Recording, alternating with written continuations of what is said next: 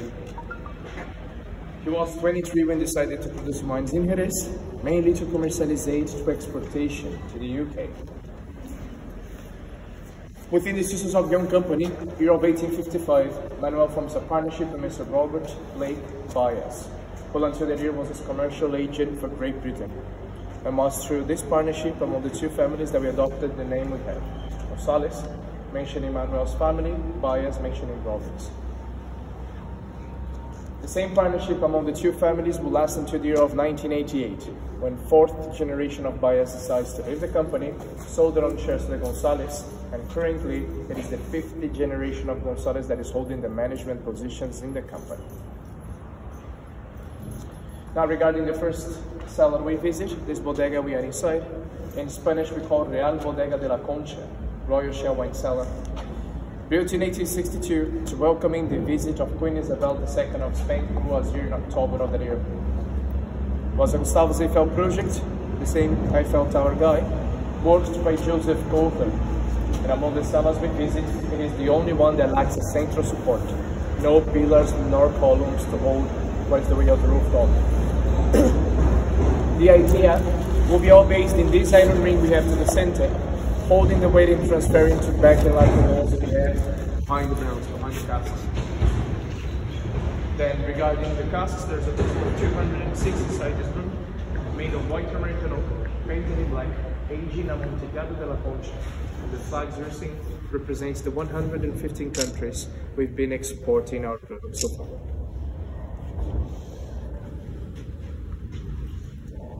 Next one we will be visiting the very interesting. Understanding the wines we are here producing, so-called sherries, won't actually be anything related to wines but to the land. Jerez de la Frontera nowadays it is considered as a designation of origin, and since the year of 1967, the only place on earth allowed to produce in sherry.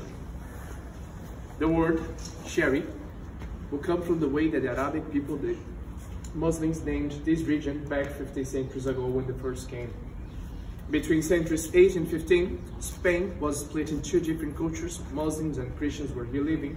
Most of the south of the country was lived by Muslims, by Arabic people, and the name they gave to this area, to this region, which is now understood as the city of Jerez back then, was Xeres. By mispronunciation, the same area was known abroad as sherry. So back then, anything coming from this area will be sherry things, including the wine. But in the year of 1967, the Council of Jerez, entity that protects us nowadays as designation of origin, formed and started to protecting the word as a brand, saying that the wine sherry was originally in this region produced. So back to that time, the production of sherry shrank to only 3 cities: Jerez itself, El Puerto de Santa Maria, and Sanlúcar de Barrameda. 3 cities that connected by 2 rivers, Guadalete and Guadalquivir, will be forming the so-called Triangle of Jerez. But in this map that I have just behind me, it will be quite easy to understand what I'm trying to suggest. Everything I have painted in brown color over here is representing flowing of rivers. The connection of the two, Guadalete with Guadalquivir, will be connecting the 3 cities sherry producers, forming a triangle that we know as the Triangle of Jerez.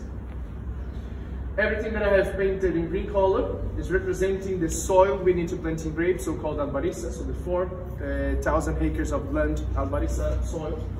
All the darkest green areas where González Byass has its own plantations, the 1,056 acres will be spread on 3 different regions of Jerez Superior known as Burujena, Machar, Nudo, and Carrascal.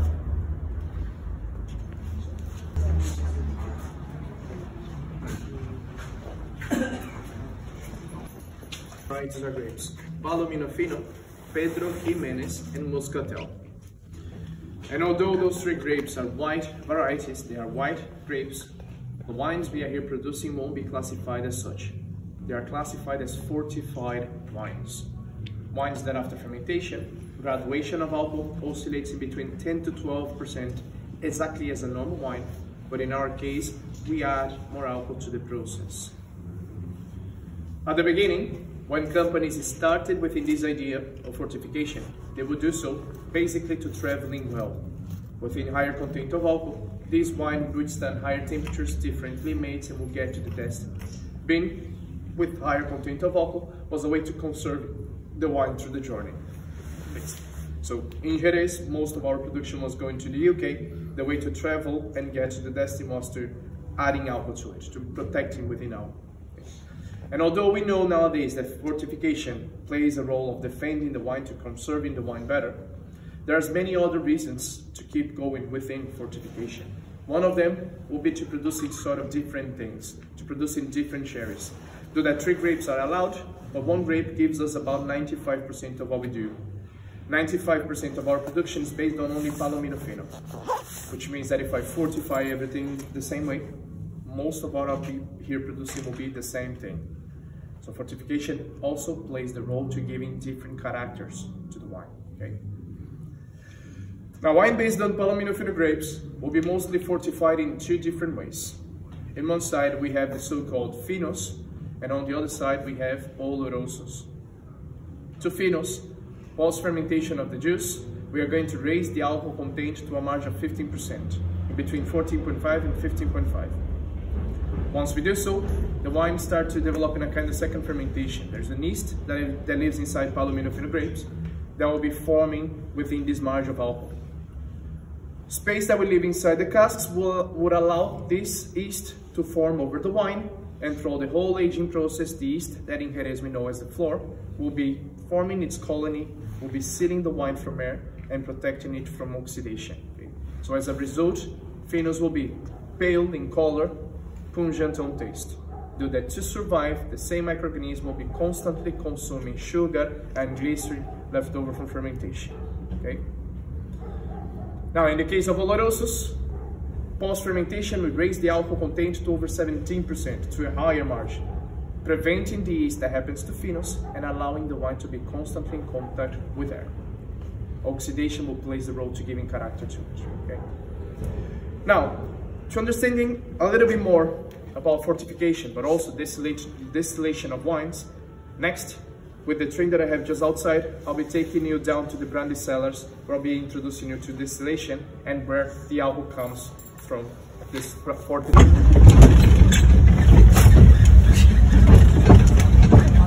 So folks, we're heading down now to the brandy cellars. On the way, there's a couple of things I'll be pointing to your attention. And the first, something you may see looking to your right hand side, the Tio Pepe weather vane. Largest weather vane ever built according to the Guinness World Record, within 45 meters high and 16 meters wide.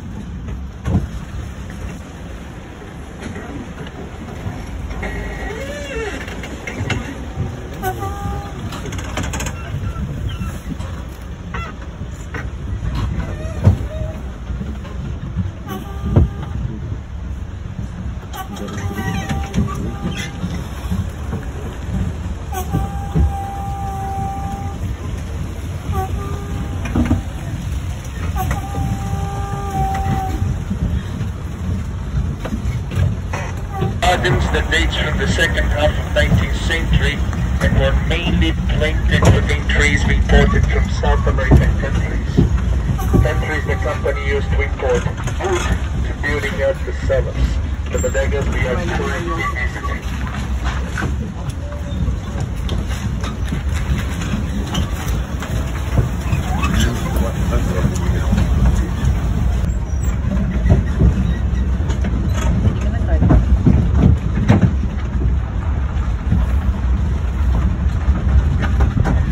Where we planted Palomino Fino grapes, and also where we can see the soil we need to planting grapes, so-called barista. Chalky soil, responsible to absorbing content of rainfall throughout the months of autumn and winter when we have it. Then throughout summer, the same soil within some heat is going to compact, forming a blockage and not permitting much of the evaporation of water, which means that the moisture that the plant is going to need will be constantly on its roots.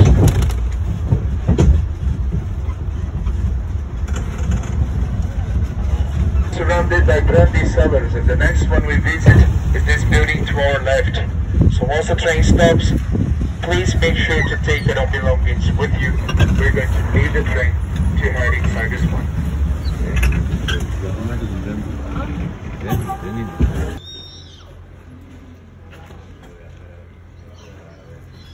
Ours.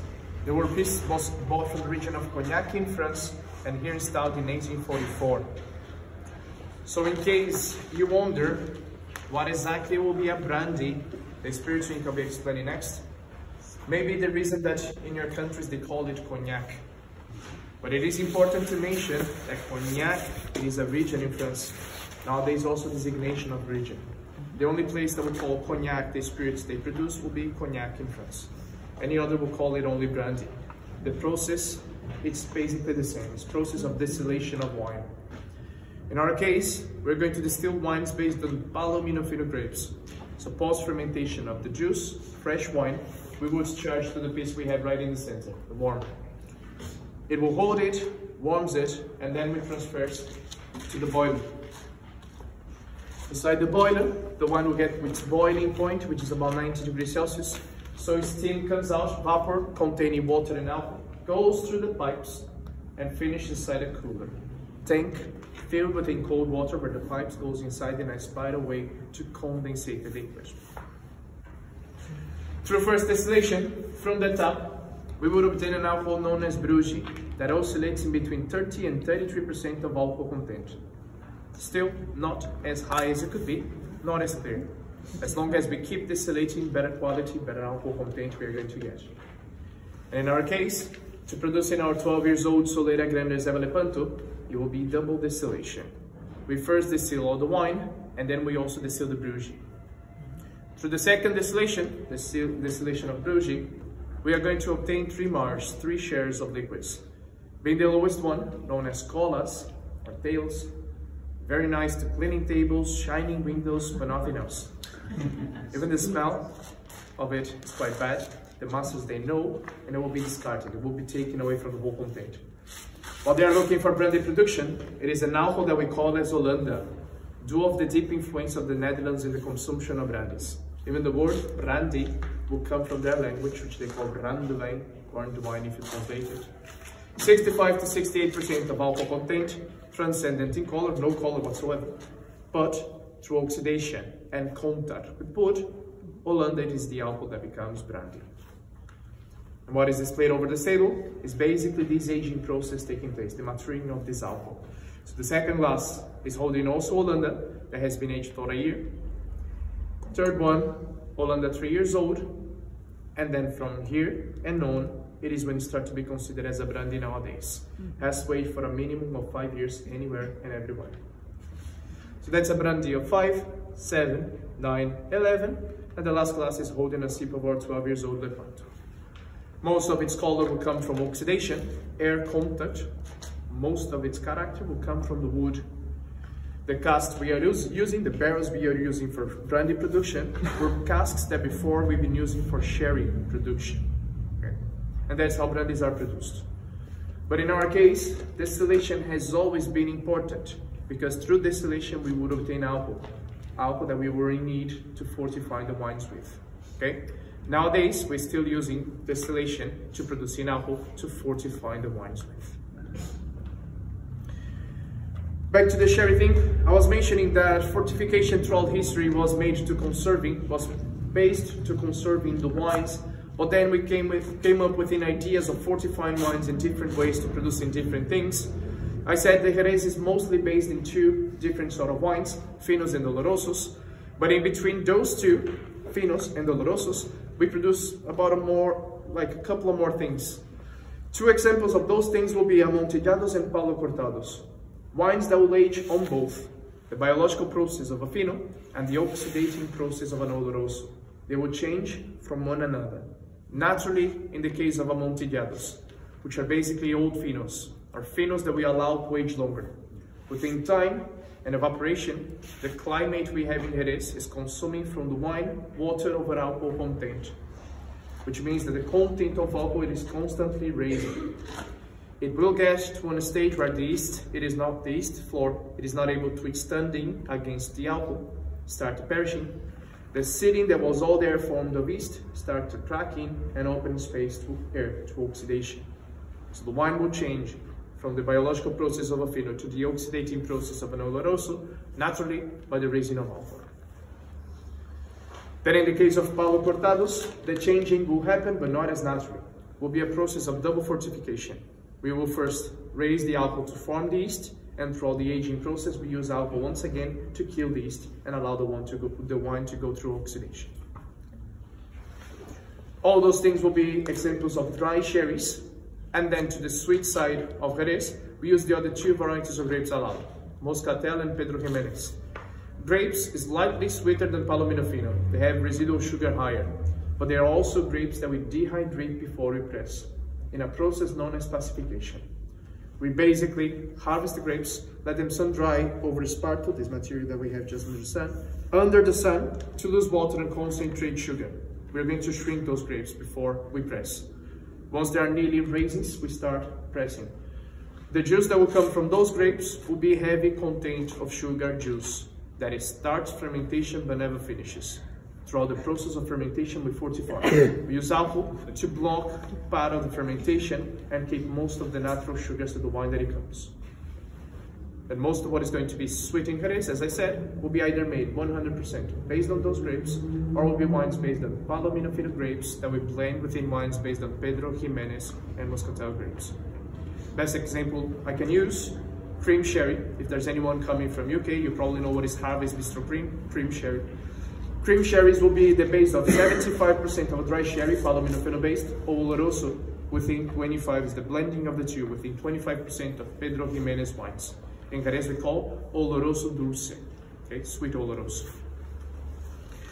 Now, next to this,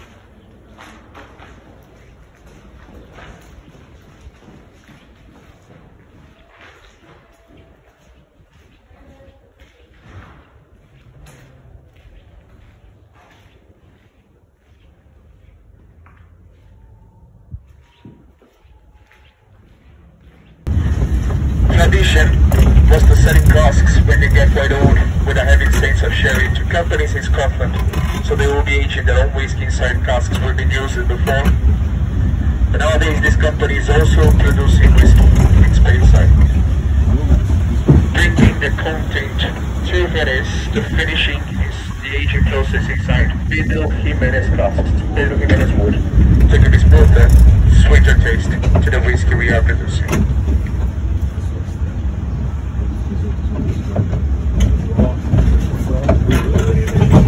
Another thing to see, look into your cup from the region of Cognac in France, and nowadays the only still station active in Jerez, which makes our company the only one that is still producing brandies from Jerez, 100% made in Jerez de la Frontera.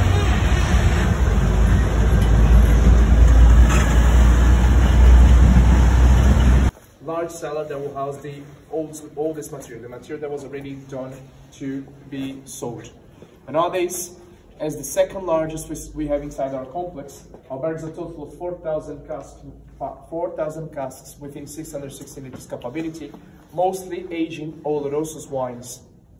And also 2 theaters, one of which we're going to use next for a movie where Tio Pepe will put colors to things I've been explaining so far. Okay, adding some more thoughts regarding the sherry.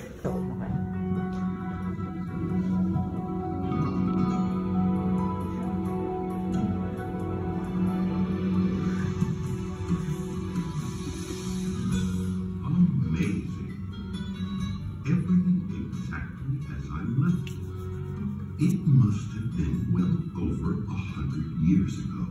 Mind you, as far as wine is concerned, 100 years, that's nothing.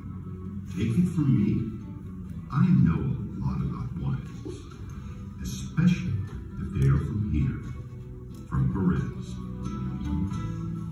My nephew named this wine cellar, this bodega, after me. A propósito, no me he presentado. Me llamo José Ángel de la Peña. Aquí todos me conocen por ser tío de Manuel María González, ya saben. el que fundó estas bodegas.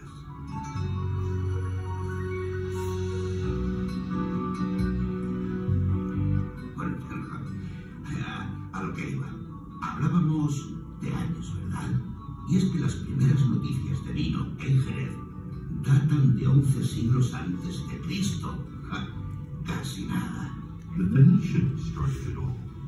They were the first that cultivated vineyards here, and later they sold their wines all over the Mediterranean. The Greeks and the Romans grew grapes and made wine here. So too did the Arabs. All of them. There are records of exports of wines from Jerez to England in the 12th century, when the Arabs were still here. That is why in England they know our wine by Jerez's Arabic name, Sherish. It is shown on the map made by the ancient geographer. It is shown on the map made by the ancient geographer Al-Idrisi. This map is still preserved intact at Oxford University. Later, English, Genovese, and Flemish merchants traded our wines throughout the American colony. The explorer Magallanes, whose ships were the first to sail around the world, took 253 casks of Sherish with him on that historic voyage. Indeed, he actually spent more money on provisioning his ships with Sherish than he did on weapons and ammunition. Shakespeare prized our wine repeatedly and generously in several of his works.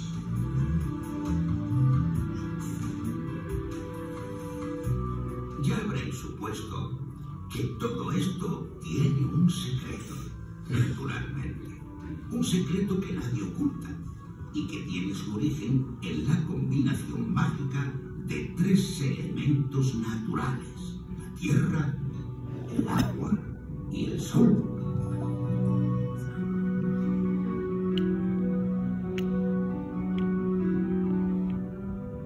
The sun, the light, easterly winds from the Mediterranean, and westerly winds from the Atlantic that bring us plentiful winter rains. Precious water that the typically chalky white soil of this region guards so jealously until the end of the summer.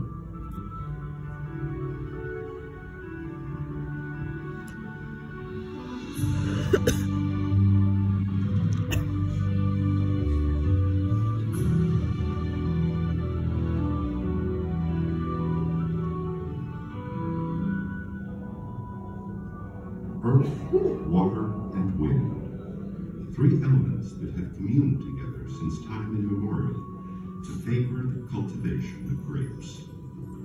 A crop that has become a culture here in Jerez, the culture of wine.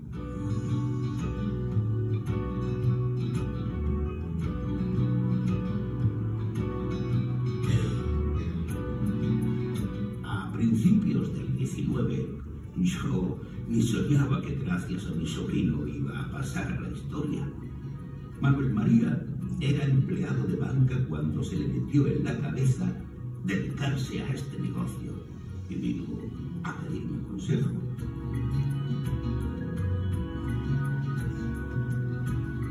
And in the year of our Lord, 1835, he took all his savings, bought a small wine cellar, and went to work. He was only 23 years old then, but there was a wise head on those shoulders.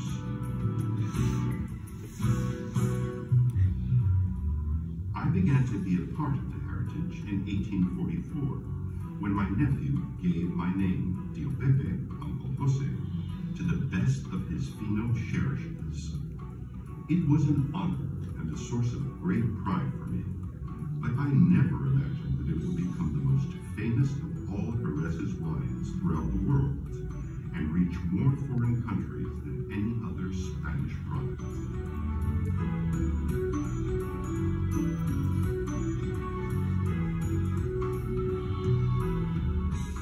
In 1855, Robert Blake Byass, who was our exclusive agent in England, was so impressed by Tio Pepe, that exceedingly pale wine, he called it, that he acquired a third of the company's capital. and the company adopted its current name of González Byass.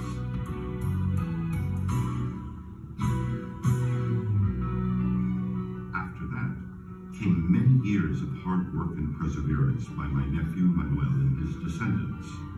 It was his wish that the company should never cease to be the family enterprise he had created, and he made sure his children and the children of his children were taught the love of making fine wine that remained his lifelong inspiration.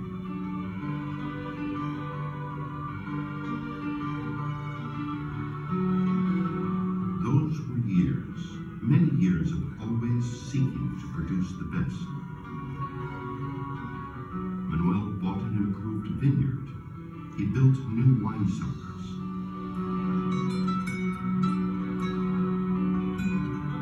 Fueron muchos años, sí, de confabularnos nosotros también con la tierra, con el agua, con el viento, encauzando los elementos para que los viñedos dieran año tras año lo mejor de sí mismos.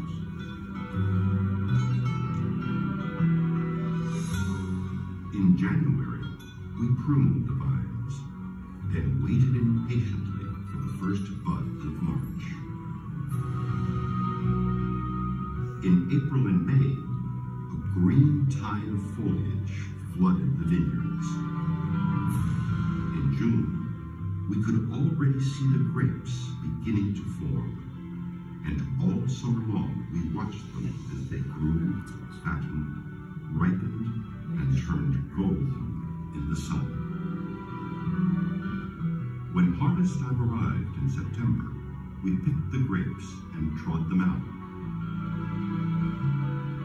Then began what I liked best, the work inside the cellars, in the cool, dark, cathedral-like silence of the bodega buildings, in the peace and tranquility that the wine requires to mature.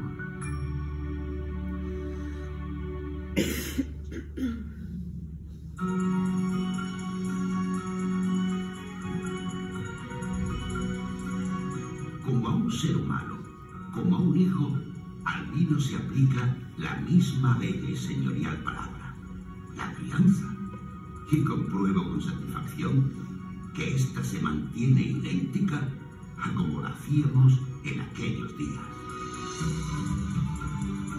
Shortly after they are picked, the grapes are pressed several times, but only the first and most gentle pressing produce the special juice or mosto we call the yema, which is used to make Tio Pepe. After fermentation, when cold weathers first arrive, the juice has become wine, which is then graded and classified as either finos or oloroso. They then have to spend a year in American oak casks in a settling process called sobretablas, and after that, the finos must pass a second, more rigorous rating before being chosen to make Tio Pepe.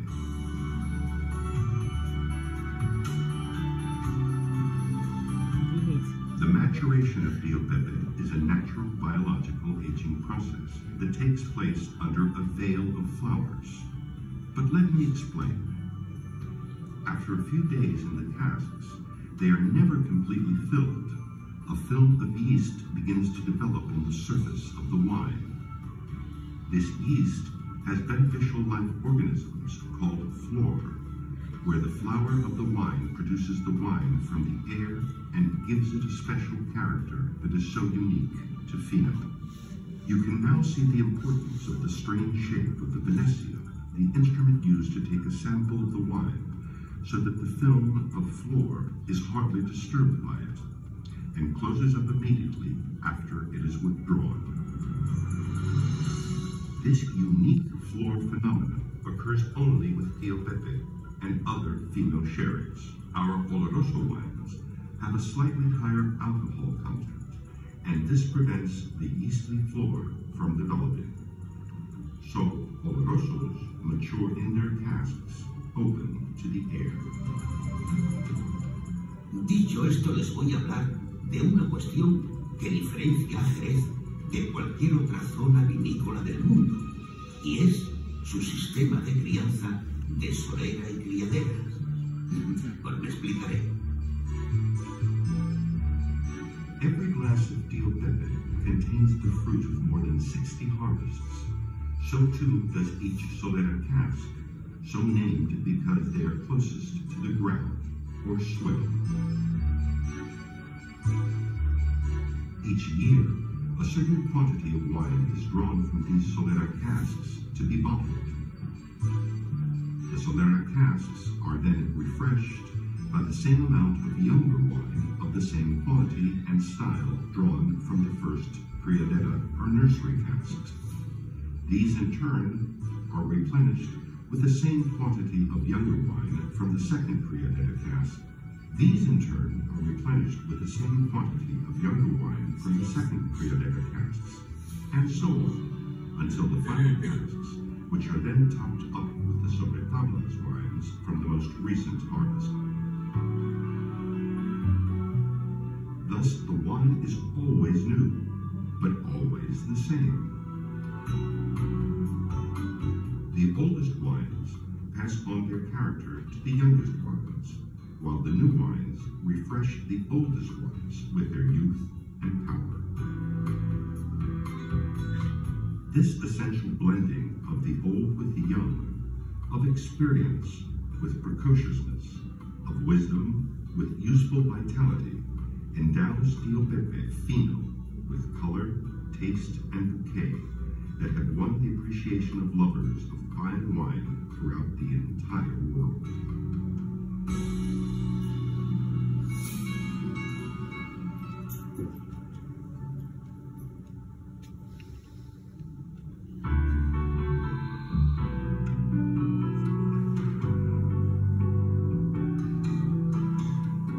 Today, the González Byass Bodegas house more than 42 million liters of wine and brandy. Their vineyards cover more than 800 hectares, and they elaborate finos, olorosos, sweet amontillados, and pale creams.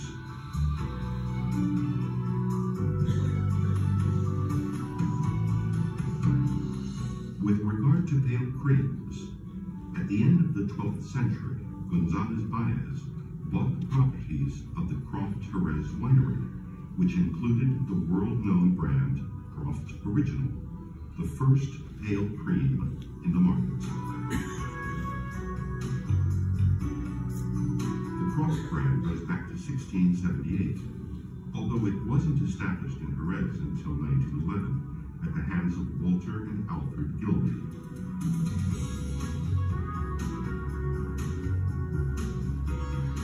The Gilby family intermarried with ours, and currently there are several family businesses that bear the surname González Gilby.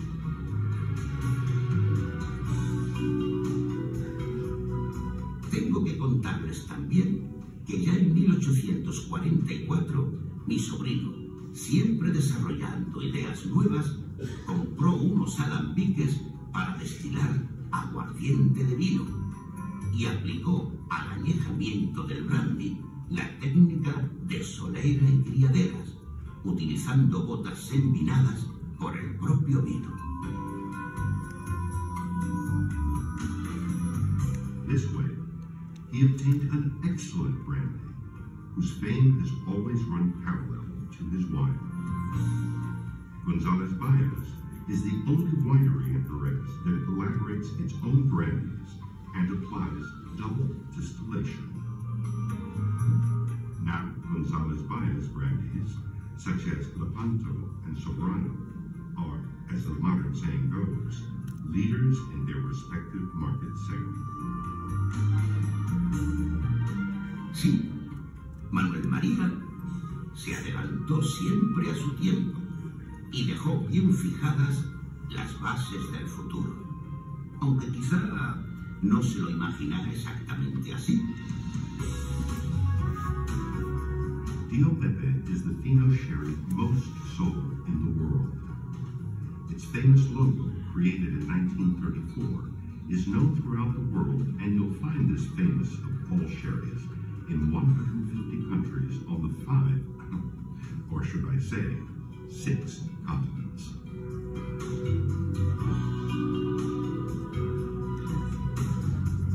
He also did not imagine that González Byass would become one of the most important wine-producing companies in Spain. González Byass Group is a modern company that is committed to differentiation, innovation, quality, and environment, and has wineries in the major designations of origin in Spain.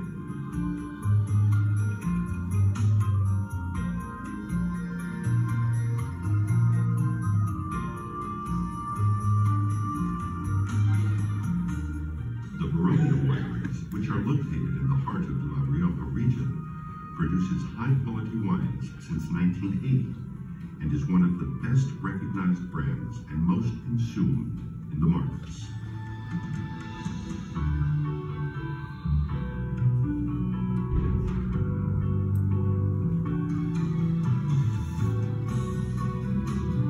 Constancia farms in Otero, Toledo, make great quality Castilian wines by using the most modern and innovative elaboration and viticulture techniques.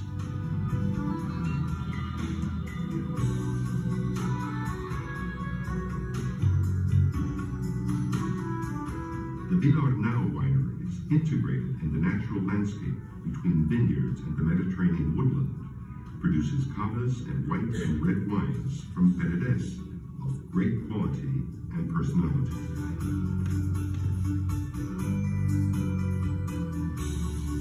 The Moncloa farms in the south of Andalusia in Arcos de la Frontera, one of the most beautiful white villages of Spain, is where González Byass develops its high-quality red wines project called Finca Moncloa. The intense light of southern Spain, the history and experience in the production of great wines make Finca Moncloa one of the most prestigious, elegant, and distinct red wines.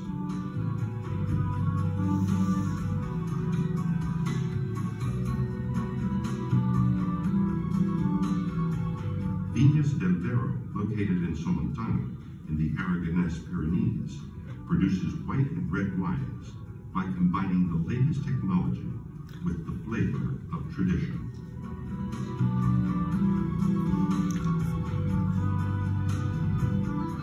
And in Chinchón, Madrid, González Byass makes with the latest technology, but with the same traditional process that was used 5 centuries ago. Another product known throughout the world, the Chinchón Anisette.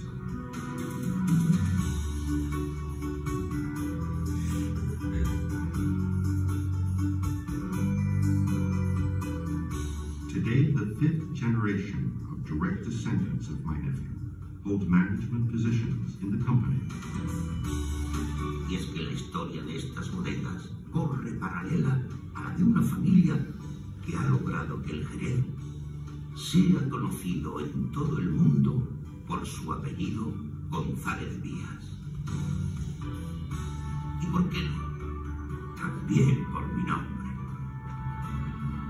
A fin de cuentas, cosas del destino, yo, el tío Pepe, soy famoso en el mundo entero.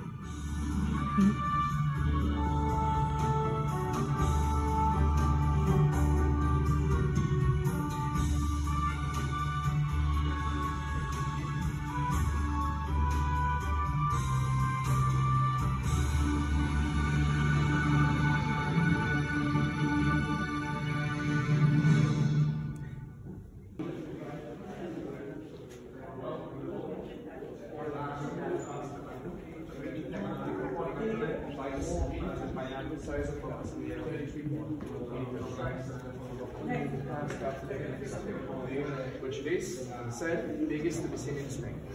Over 16.5 thousand liters capability.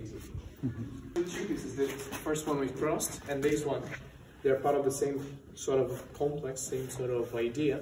La Constancia is how we call it. Nowadays, apart from being the oldest we see today, the oldest we have inside the complex, it is also a good sample to explaining how exactly was the project of Bodegas, the project of cellars and Jerez. For centuries, companies like this had been aging wines on ground level cellars. Some people might not call it a cellar. It is not underground. In our case, has never been, but has always been the place where we stuck wine to aging. Two of what we are here producing.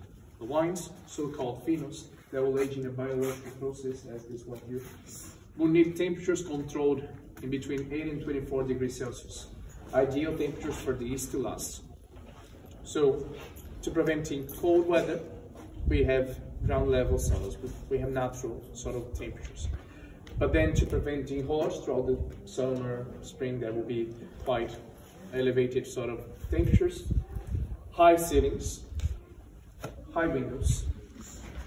Some of the windows will have blinds and folders throughout summer to prevent sun inside.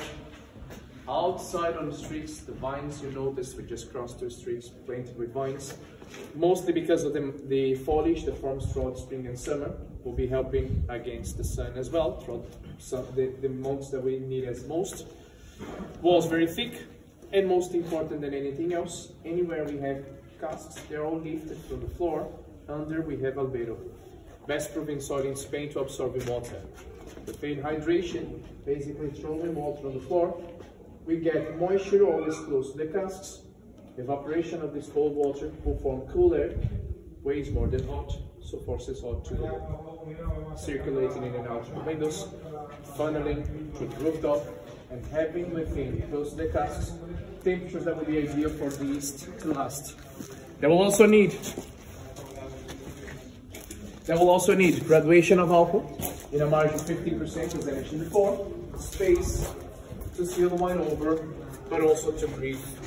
Okay, that's the biological process of a fino, of manzanillas, and most of the aging process of amontillados will also be under the process of biological crianza. Okay.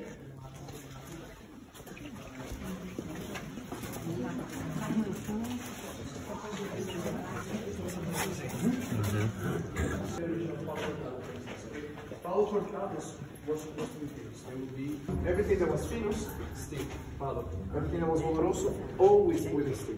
Okay? Olorosos, old. And finos, it was two things. This one cellar, I thought you were talking about the signatures, so I'll mention that now. This one in Spanish we call Bodegas de los Reyes, royalty wine cellar, was from here that I come of collecting signatures from celebrities, famous people, and even royalties, as you're going to see through the walls.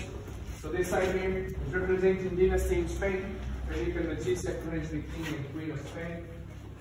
Through the alley, you may find some European names, Belgium, Hungary, Denmark, Japan, Sweden, Norway. Important people, some of them representative of countries that were inside this complex, and the company will invite them over to sign in some of their casks.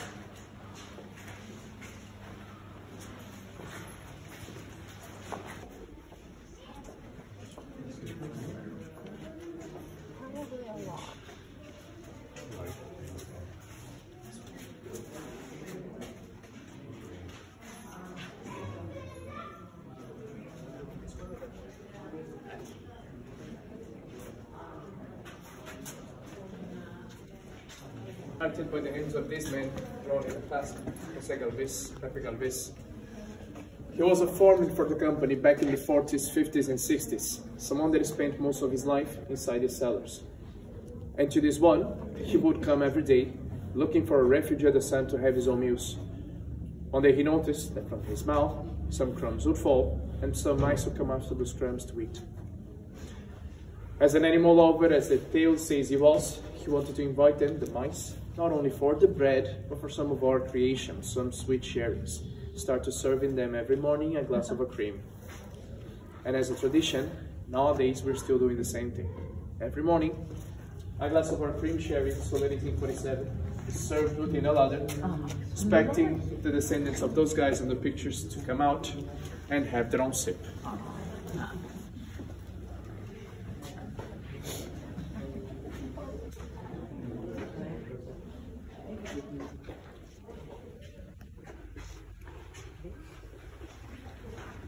One that we've seen before in the train is the place where we have our own tasting. Okay, so the tasting will be the next part of our visit and also represents the last part of the tour. Only thing remaining for who may be interested will be shops, which is beside. Going through it, Zona Alta, you are going to find also the way out, the exit of the building. Okay, the way out will lead you just to the cathedral, just to the side of the cathedral. In case you need to get back where we started, once you leave, right. In case you're going to town, right, then left. Okay. The time will be a slice of cured things, cured ham, chorizo, morcilla, to cover your glass from books coming into. So it will be something that you have eating while you're drinking your wine. Okay. So Fino has commonly known as a tapas wine because of that, because it was always served within a slice of cured things. So it's mostly to match with the cured things. Okay. Cured ham, smoked chorizo, and so on. Fino Tio Pepe. Second glass, in case you have 4, Alfonso, dry oloroso. Wine also based on Palomino Fino grapes that aged for over 8 years in solar and system, open to the air, within oxidation, air comfort. That's why it is much darker in color. On taste is slightly fruitier, but smoky, nutty, oaky sort of taste. Mostly referred because of the content of glycerin to fat dishes. Its high content of glycerin matches within fat dishes. Pâtés, foie gras, terrines, okay? Alfonso, oloroso. Third glass in case you have 4, second in case you have 2. Craft original, classified with 2 English words, pale cream. Has always been a wine made to UK market, so wine to exportation. Pale cream in the UK, in Jerez, although a fino dulce. It's basically the same sort of wine that Tio Pepe is, because ages under the same process, it is made of the same grapes, but to the finishing, to make it sweet, we are going to add concentrated most of Palomino Fino. To say in a simple way, grape juice concentrated in sugar. To make it sweet, to give sweetness to it, to give a milder taste. So we conserve the character of a Fino, giving a sweeter taste to it. Mostly referred to smoked and cured things. Okay? Smoked ham, cured cheeses, craft original. Fourth one and last, Soda 1847, cream sherry, or as we call in Jerez, oloroso dulce. Is the blending of 75% of a dry sherry, Palomino Fino based, oloroso, within 25% of Pedro Jimenez wines. Or wines based on the grapes, as I mentioned before, that we shrink, that we press, we shrink before we press, that we make raisins out before making wine out of it. So this sort of raisins, dry figs, this mild sort of sweet taste that this wine will contain will be mostly coming from the Pedro Jimenez side, from the grapes that we make raisins out. A mild and sweet taste to have over mild and sweet things, mild cheeses, blue cheeses, but as a dessert, sort of a drink. Okay? Those will be the sherries we taste today. I hope you have enjoyed the visit.